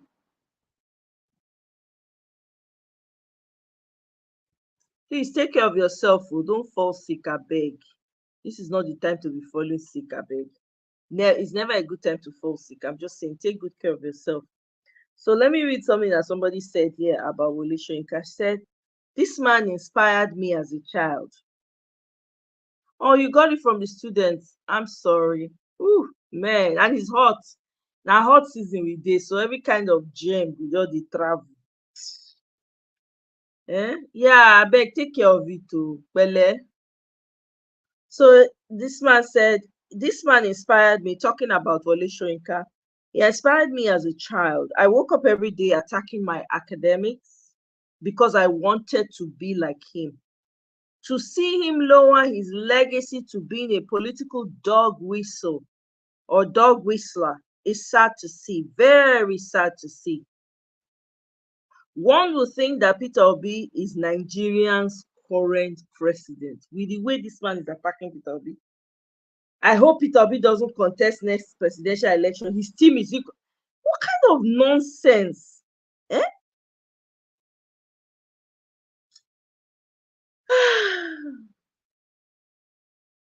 Okay, they say is it Anyaku? Yeah, I think it's Anyaku. Shehu Sani and Keo Briggs, others. They launched nationwide campaign to demand new democratic constitution. Hey, good luck to them. We dey here, we go dey look. Yeah, they say the obedience are intimidating them. Yeah, make I play this video for now. Mona just listen to. I no go bring am screen. Wait. Francis Okoye. I am coming from the social media platform where I control so many people. Your Excellency, yes, it's not only conventional media that should be talking. Those of us on the street should equally talk, isn't it? Yes, so I'm speaking from the social media platform. Your Excellency, I'm your son, Akweke Francis Okoye. Please, I want to report here that this administration has done so much in the last 1 year. But most of the achievement of this administration has been underreported. I am urging the Ministry of Information, the Secretary to the Government of the Federation, and all other parastatals, agencies of government who are saddled with the responsibility of telling Nigerians what the Bola Tinubu administration has achieved to increase their tempo. Those of them in the street are being intimidated by the propaganda from the obedient platform, from the Atiku and PDP platform. So we need to increase the tempo on what the Asiwaju administration has at them. Una here? Obedience. You people should apply more pressure. Now we be the only opposition when in that country. So when you're talking, you are opposing. Because all the senators and the House of Rep members, when you are voting, guess what? They are all collecting messages from their email addresses. And your name no dey inside. Aha. So Atiku has confirmed in a BBC interview that he will contest in 2027. Okay, now we will see. Shebi, he said if they zone anyway, let me not even forget that man is not going anywhere. We can never be president. Whatever it is that's hovering around him is going to stop. It will not happen. It will not happen. They should leave that position alone. Let people that know how to run it, run it. Aha. Now so he go talk. Now in people they push him from. There are people that are pushing him from behind, They'll tell him, yeah, Baba say, Baba, yeah. You are the this, you are the unifier. Yeah, they go pump him up. He's a manipulator now. Exactly. Very manipulative. That's exactly what he's trying to do. He not go succeed. Not be the Nigeria see. This one they talk. Nigeria no, I no see election. They know they plan for no. Me no they see. Well, that's just me. That's my opinion, right? So, hey, Kene, you self not well. See Kene, my village brother. Sorry, I hope so now they take care of yourself, because James now, especially during this summer, oh my God, with our children for school and all of that, they will come back, bring James, come for now. So you guys should really take care of yourselves. You guys should be wiping down all surfaces as the children they come. Mona tell them, make they put their uniform from front of door, hose them down with lights. I'm just kidding. Oh my God. Hey, yeah. Romari is sending you internet boyfriend. Audio boyfriend. We say now only internet, now only message, comment section. Now they do now love. No way, honestly. Yeah, it's very manipulative, So I don't know. It's just we can't give up. That's the only we can't. Yeah. So I can't believe that Mahmoud Yakubu is still the INEC chairman. I don't know why. I'm struggling with accepting it. I don't know why. The man is still INEC chairman. Nothing really happened to that man. So make we all go learn the renewed hope anthem before they ask us to sing it before. Oh my God. Oh my goodness.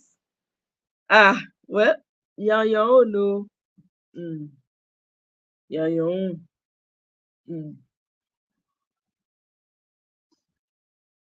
It is completely. It's gone. They shouldn't. The man should not even bother.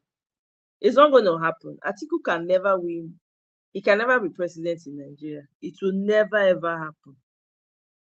It won't happen. You know. But anyway, guys, who has heard from Beta Edu? Where is Beta Edu? They are waiting for us to forget, and then they will now sneak her in and make her minister or install her somewhere where she can siphon a lot of money for them. Yeah? This woman stole billions of naira within a short period of time. Eh? As a minister, she was caught, suspended. She was only suspended because people were complaining, like there was public outrage. That's why she was suspended, right? Then she started wearing hijab up and down. Hey, God, I beg you. Hell, only Nigeria. Chai, what a country. It's a full-time job, but we cannot give up, my sister. We only have one country. We gotta keep fighting. We have to think about ways to create our own media moguls. I'm telling you, that will be telling our own stories and our news from our own standpoint. We need to invest in that. If you guys, anyone who's into journalism, who's interested in journalism, Biko, please, let's start, because this will be a good time to start that kind of thing, and become a world-renowned, or instead of you to be getting news from Al Jazeera, BBC, CNN, what's it called? What's the other one? Sky News, all those things that you dey hear about yourself for foreign news through the eyes of palm color people. Una hear wetin British people take, as una hear wetin dem dey tell una. Since Meghan and Harry come visit, una see the propaganda, una see the lies, una see how they take dey talk down on Nigeria. Meanwhile, when the bandits, when the wetin dem dey call am, the drug dealer, go meet their papa for this thing, they take picture. They no talk bad about am o, to tell you say these people know wetin dem dey do. Exactly. You'll be a worse person. I know. I definitely, I know that. I'm just saying that, so no consequences for this man's actions. That's all I'm saying. Very soon they will change the national pledge. See, now that one your mind just dey. A new Nigeria cannot be built on a foundation of, it's not possible. It can't. It cannot. I think Nigeria has reached this threshold, where they say e get limit when person no dey fit pass. That's how I feel like the system is. So when a fraud comes in, right, the fraud sort of breaks the system, so it can't function. So that criminality, which is the foundation, it has broken the system already. Nothing good can come out of it. Nothing will grow. Nothing will thrive. The people in that particular region, they're all going to suffer as a result of it, because it's almost like dark energy has taken over. So light will not get a chance. If it does, it's only like that light, that means that light is powerful well. So, which is what we see in Peter Obi. Because anytime you see Peter Obi, everybody's smiling, everybody's happy. Huge difference, She's still a minister. Are you serious? How can she's still a minister? Really? With the fact that she's embezzled, they still leave her for that position. So, exactly, they are waiting for us to forget, okay? They are waiting, they are counting their fingers. 1, 2, 3, 4. Let's just keep counting. Let's count sheep till we can't count sheep anymore. Nigerians will soon forget. But have we not forgotten? A lot of us have forgotten now. She was restored a while ago. Really? She was restored as minister. Receiving salary quietly. Wow. She's still a minister under investigation, suspended. Wow. No kidding. Yeah? So what's the punishment now? The woman is collecting her money. I'm telling you, Omo, they groomed this one. They're groomer. Yeah. Everyone around the convicted career is a criminal. Absolutely. We haven't reached threshold yet. So Cardi B will continue squeezing because there's no fiscal policy. What is this? What has Cardi B got to do with it, Kenny? I don't understand that. I don't. We keep stretching the threshold. I'm not sure we have any at this point. Our people complain a bit, then fall in line. Exactly. I don't know. I don't know. And then to top it up, we don't have anybody that's top up there, like a number of them, like before you used to have like voices coming up on that level, like really pushing and really putting action into it. But now we don't have.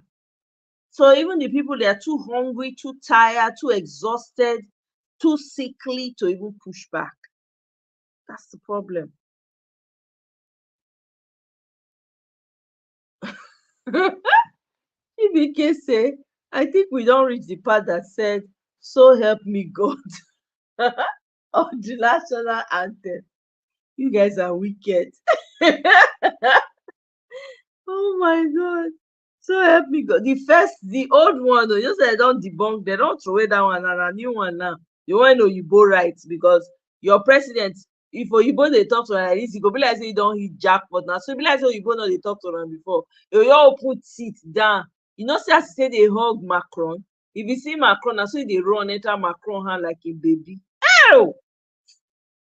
When you have ignorant people as your leaders, they sell you shorts.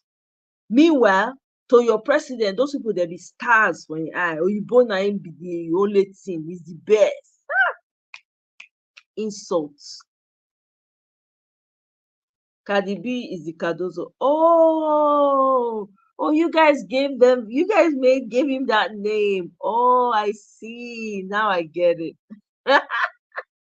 Let me go back and read that comment because it didn't make any sounds. Like, what is it? Okay, we'll continue squeezing because there's no. Okay, got it. Okay, makes sense now. Me now on your mandate. On your mandate, we shall stand. On your mandate, we shall stand. On your mandate, on your mandate, on your mandate, we shall stand. I saw one video. Remember when during the election, I think when this guy went to Chatham House, you see the way he was dancing, Agbado, very annoying dance. Let me pass through that for me. I go use Koboko flog on him. But hey, Kai, let me look for that song on your mandate. Since una dey be like say that song dey hungry you, Seed. I think I play am.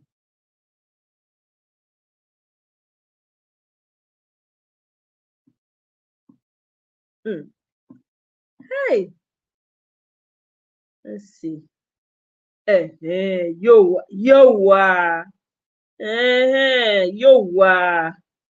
yes. Let me see. I have a couple of videos. Let me play this one first. Mona.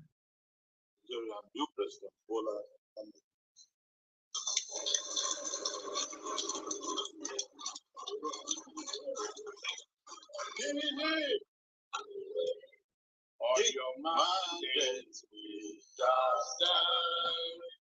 On your mandate we shall stand.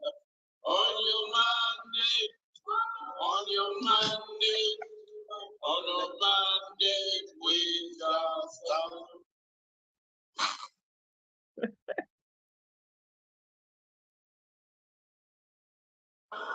We shall stand on your mandate.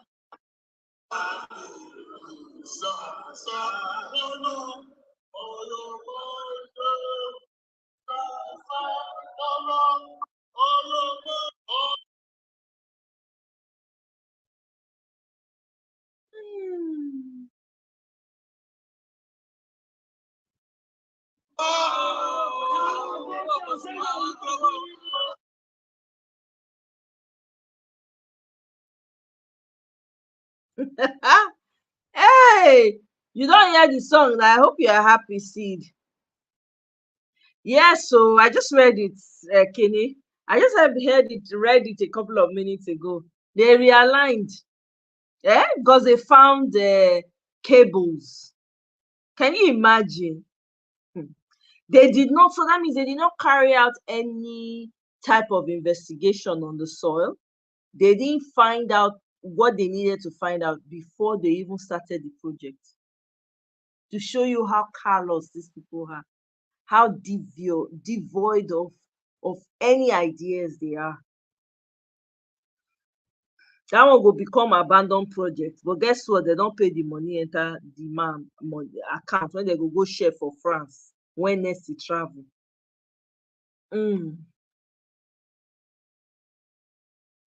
Interest rate is so high. They've increased it to what? Almost 30% or something like that. It's crazy. How are people surviving? Eh?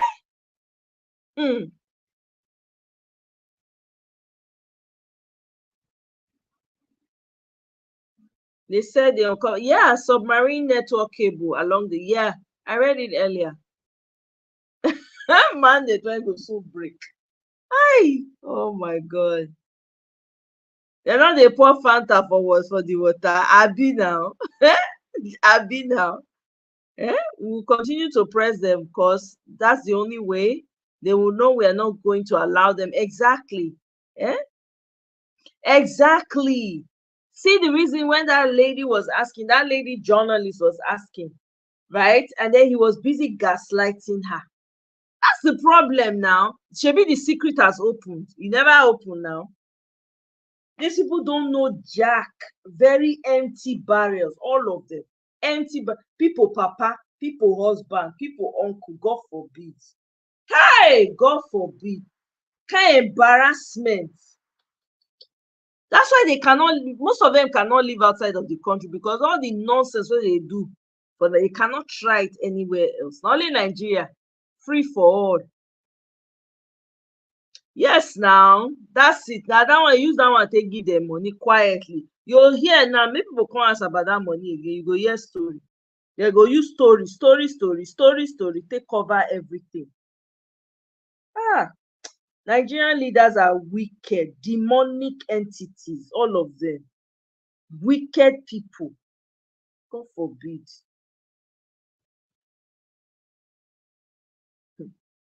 God forbid, though.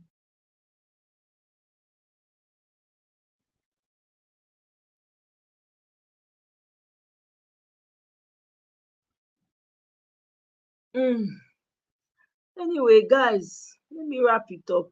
Meanwhile, they're obtaining more loans. Abeg, who go repay all this? Now, for the future children now, the children that are not yet born, now they go carry those loans. Now they carry those loans wait for. The ones when you never think say you go born, when they Nigeria, now them. Because they know say their own, they no go last. They themselves, they know. They're not going to last forever. Yeah. So now the future children I go suffer this consequence of this problem. Now you go carry this debt. So when all this money when they borrow, IMF give them money again. Meanwhile, now yes, say British government I been a UN or which one say Tinubu really they try well. Now read that one to tell you say that they work hand in hand. If na not open an eye and sabi, anybody wey like talk for the matter. If you like, don't talk. Now one country you get. If kasala burst, now where person come from, now they go. Now you go first think of. But if you say you no want think am and you are just doing fulenge, it's no concern me. It's no concern me. Okay, God go up all of us. According to David Udeyin, now here we go. They go affect all of us. Rose the one that didn't talk, the ones that did not talk, go shall affect. So everybody add your voice. There's no such thing as this is a time where everybody needs to get political. You cannot afford to stay on the sidelines. You need to choose a side. You cannot afford to be quiet and just it go better. It is well. I hate that word. It is well. I detest it with every fiber of my being. it is well. I can't stand it. You have everything it takes to add your voice. Now tongue, nice, now the tongue nice small pass, but it's powerful. Use your mouth, take change. If there's not be this pushback when obedience, well meaning Nigerians don't they give, they shout up and down. I'm not sure say by now they don't suppose don't shut down everything for Nigeria. Twitter will be a gone, it will be a forgotten issue. All the people they come, they relieve stress, come they dance for TikTok, they don't go see and do again. All these skit makers, almost forget, they don't go see anything again. Yeah, they were congratulating Tinubu. Eh? Exactly, they disturb their deities. Exactly. Okay, now you get it. Just like they use the our hedge, oil hedge, exactly. You when they come to congratulate Baba Blue now, they say, the suffering is working. Yeah, come on now, put more fire, because these people they want fight. So the more that they chase people come up for that side, when they run on their side, the more the people they go voluntarily sign up to fight for their something. Okay, you get it, because those people will freely go and be signing up. That's what they're going to be doing. The West will always support some work in the interest, especially when they now so they can absolutely. They know he doesn't have political legitimacy in Nigeria and Africa, but they need inroads after the issues in exactly. You heard what the what's his name? David Udeyi said. They are trying to build that base is something that they're insisting on. That's why they are praising him in UN. That's why UN is praising him. It's all part of it, so that they will successfully put that base there. That's why they are baiting him. They use that one until they fan him, tell him, say, you are doing a fantastic job. So that when they'll come answer, because behind the scenes they are putting pressure. Behind the scenes they are putting pressure. The good news is that the people, Nigerians, a lot of people their eyes are opened and we're not buying it, we're not falling for it. UN also, they do good work, no mean jack to us, because we are getting the direct impact. We're receiving the direct impact of the suffering. So nobody is fooled. Eh? They want make Nigeria be dumping ground. You know, you David Udeyi talk. He say because he talk say no, we don't want for Nigeria. They can't go do notes for inside waiting for in tweet when he make, basically calling him a liar, basically saying that they go do wetin they want to do, gaslighting.